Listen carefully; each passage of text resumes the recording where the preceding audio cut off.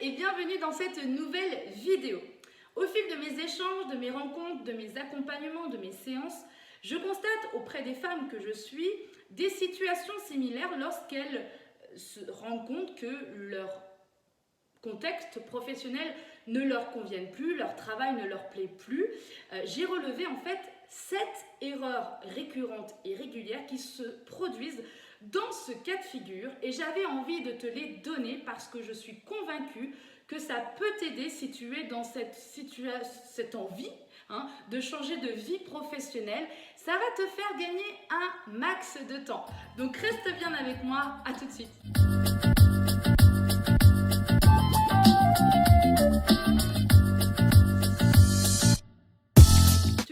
Aujourd'hui, tu en as conscience que ton travail que tu exerces n'est pas celui de tes rêves, n'est pas idéal, n'est pas là où tu t'épanouis pleinement et eh bien, tu te projettes dans un autre travail, tu as envie de changer clairement les choses, tu as envie de passer à une nouvelle étape.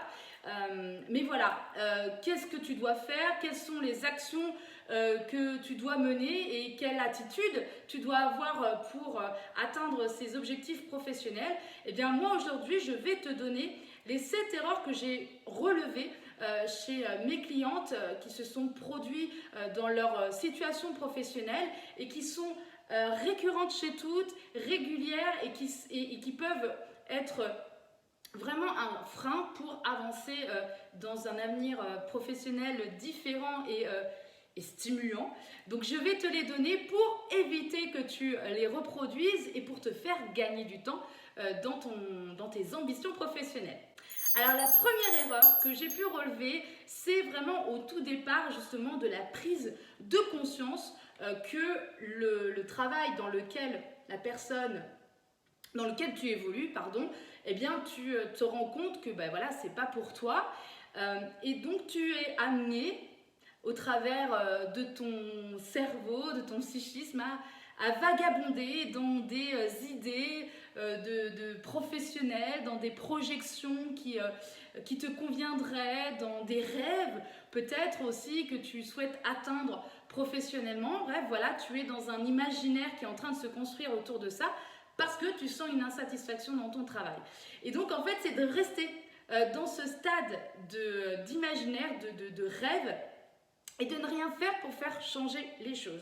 Ça, c'est un constat qui a été fait, c'est vraiment de se rendre compte et qu'il n'y a rien qui bouge et tu restes dans cette attitude de rêve sans qu'il y ait de réelle concrétisation. Je vais y arriver. La deuxième erreur qui est en lien avec la première, c'est dans le fait de perdurer cette situation au fil du temps. De laisser passer un temps, mais comme ça, sans faire quoi que ce soit. J'ai des personnes, effectivement, qui viennent me voir et ça fait 5 ans, voire même plus, voire même 10 ans, qui savent que leur travail ne leur correspond pas et qu'elles n'ont pas agi en amont parce que voilà, il y avait certainement des facteurs, mais il n'y a pas eu ce premier pas pour faire en sorte de changer sa situation professionnelle. La troisième erreur que j'ai pu relever également, c'est le fait de ne pas en parler autour de soi, de garder ça pour soi, parce que on a peut-être peur d'en parler, ou si peut-être parce que déjà dans sa tête, eh bien c'est le brouillard, on ne sait pas trop comment en parler, c'est pas très net encore par rapport à la situation, donc on n'ose pas le dire, que ce soit à sa hiérarchie pour dire que tu te sens pas à l'aise, tu te sens pas à ta place, tu as envie d'apporter du renouveau à ton poste, etc. Alors que si tu le fais, eh bien peut-être que justement il y a des opérations de changement qui peuvent s'opérer. Ça peut être aussi auprès de ton entourage où tu n'oses pas le dire parce que tu as une situation qui est entre guillemets confortable et le fait d'en parler, tu as peur peut-être aussi d'être jugé, etc. Et puis tu sais pas comment la mener auprès des tiens. Alors que si tu le fais, finalement, il y a peut-être une compréhension qui va être faite de ton entourage, peut-être par ta posture, il y a Il y a peut-être encore une nouvelle fois une situation changeante dans ta personnalité, l'énervement, de la tristesse, de la fatigue, etc. Et donc le fait d'en parler peut justifier cet état actuel dans lequel tu peux être. Et puis aussi à des personnes extérieures, ça c'est hyper important parce que tu vas pouvoir libérer un peu des choses, sortir des mots, des propos, des phrases, des situations auxquelles dans ta vie professionnelle et personnelle, tu n'oses peut-être pas en parler. Il y a plus de liberté et plus de facilité à dire les choses parce que normalement, si tu es face à un conseiller, un coach, un professionnel, autre, eh bien, tu te sens écouté et il y a une zone de bienveillance, un espace de bienveillance qui est offert à toi. Donc, voilà, il y a plus de facilité à libérer ces paroles. La quatrième erreur que j'ai pu relever aussi, c'est lorsque tu sais que le travail dans lequel tu évolues te convient pas forcément et puis tu regardes des offres d'emploi à droite, à gauche, tu postules à certaines offres, tu passes des entretiens, etc. tout en étant dans ton job actuel. Mais voilà, tu regardes comme ça. Et en fait, c'est une erreur. Pourquoi? Parce que finalement, tu ne règles pas le problème de fond. Tu ne règles pas ce qu'il y a au fond de toi. Qu'est-ce que cela amène? Pourquoi regarder des offres d'emploi? Et qu'est-ce qui fait qu'aujourd'hui, ta situation professionnelle ne te convient pas? La cinquième erreur va être liée aussi à celle-ci, de fait de chercher à droite à gauche des offres d'emploi pour éventuellement avoir une opportunité. Eh bien, c'est de prendre une décision, par exemple, d'accepter une offre d'emploi dans laquelle tu as postulé, sans comprendre véritablement, comme je disais, le fond, non pas de toi, là pour le coup, mais du problème. Le fond de qu'est-ce qui ne va pas dans ta vie professionnelle actuelle qui fait que tu as envie de changer. Je vais te donner un exemple concret. Tu vas postuler à un poste similaire dans une autre entreprise. Tu commences dans une autre entreprise et tu te rends compte que finalement, ce n'est pas l'entreprise qui pose problème, mais c'est ton poste. D'accord?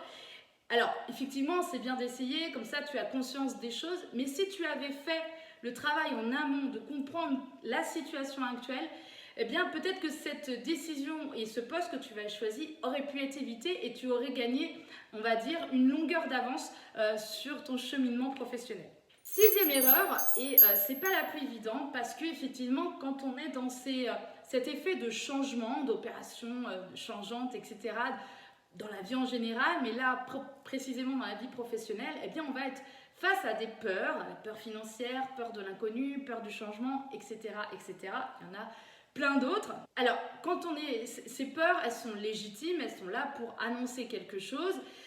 Ça ne veut pas dire qu'il ne faut pas y aller, au contraire, ça veut dire que peut-être justement que tu es sur le bon chemin, mais l'erreur qui peut être faite, c'est justement de les mettre au premier plan et que ça freine totalement ton élan de changement, que tu abandonnes complètement cette décision de vouloir changer de travail ou en tout cas d'essayer de faire en sorte d'apporter du renouveau dans ta vie professionnelle et donc voilà, que tu sois totalement freiné par ces peurs, ces doutes, ces inquiétudes.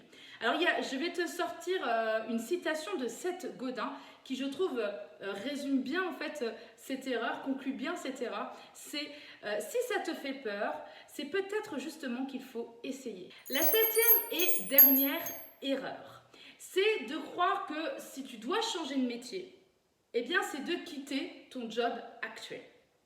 En fait, on a l'impression que lorsqu'on passe par la reconversion professionnelle en règle générale, eh bien qu'on quitte son job actuel pour se concentrer uniquement sur sa future vie professionnelle. Alors ça se fait, mais il y a des personnes pour qui ce pas-là, eh bien, cette décision de quitter le job est très dure parce qu'il y a un besoin financier, parce que voilà, il y a des craintes qui sont importantes, donc on n'ose pas franchir le pas. Alors qu'en fait, il existe une solution clé en main qui peut vraiment rassurer et qui peut vraiment aider la personne. On appelle ça le side project, c'est-à-dire de garder le job actuel dans lequel la personne évolue. Donc voilà, on peut le considérer comme un job alimentaire. Ça permet de payer les factures, de payer, de satisfaire les besoins personnels. Et à la fois, en parallèle, à côté, de travailler sur un projet galvanisant, sur un projet qui correspond davantage à la personne, sur un projet qui ait du sens, etc., en parallèle. Ça s'appelle le side project et ça existe. Et franchement, c'est une solution vraiment intéressante lorsque les peurs sont un peu trop présentes et lorsque eh bien, le fait d'oser de quitter son job pour vraiment se consacrer à la reconversion professionnelle est trop compliqué pour la personne. Voilà, je t'ai donné les 7 erreurs. J'espère qu'en tout cas, ça va t'aider, que ça t'est utile. Sache que si justement tu te retrouves peut-être dans les situations d'erreurs que je viens de citer ou que tu as cette envie justement de changer de travail, eh bien n'hésite pas à venir me contacter, à prendre rendez-vous avec moi sur le calendrier qui est disponible en lien sous cette vidéo pour qu'on en discute ensemble. C'est 30 minutes, c'est gratuit, c'est sans engagement et franchement ça peut déclencher beaucoup de choses, décoincer, dénouer aussi certaines situations, donc profites-en. Voilà. En tout cas, n'hésite pas à partager cette vidéo si elle t'a plu, si elle t'a aidé et ça peut en aider aussi plein d'autres. On se retrouve la semaine prochaine pour une nouvelle vidéo. D'ici là, prends bien soin de toi. Salut, salut!